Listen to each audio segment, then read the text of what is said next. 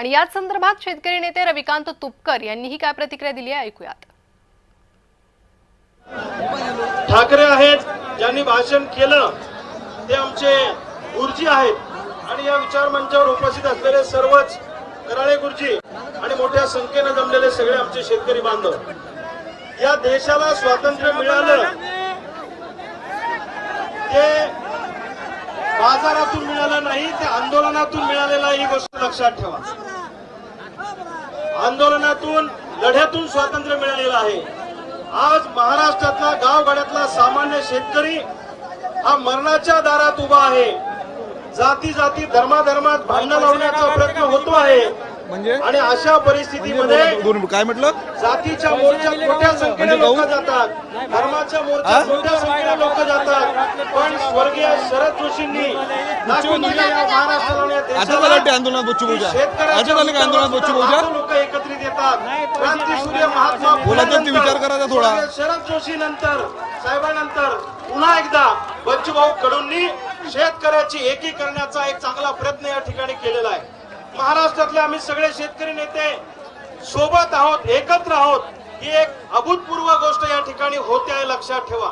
आम्ही वेगळ्या वेगळ्या भागात सगळेजण लढतो, पण शेतकऱ्यांची सगळ्यांची वज्रमुठ एका ठिकाणी आणण्याचं काम बच्चू भाऊंनी केलेलं आहे। आणि हा मोर्चा अशा ठिकाणी थांबवलेला आहे की समृद्धी बंद, हैदराबाद जबलपूर बंद, सगळे रस्ते या ठिकाणी बच्चू भाऊंनी फारच सर्वेक्षण केलेलं दिसतं या रस्त्याचं, कारण हा स्पॉट असा निवडला की इथून एकही गाडी इकडची तिकडे होणार नाही, लक्षात ठेवा।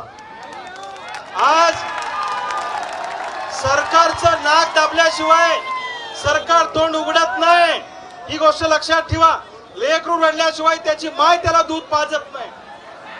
मी सुद्धा चळवळीमध्ये गेल्या 22 वर्षापासून काम करतो। स्वर्गीय शरद जोशींच्या विद्यापीठातून आम्ही घडले कार्यकर्ते आहोत शिबिरात। आणि याच आंदोलनासंदर्भात आपण चर्चा करणार आहोत। शेतकरी नेते माणिक कदम हे सध्या आपल्यासोबत दूरध्वनीवरून जोडले गेले आहे।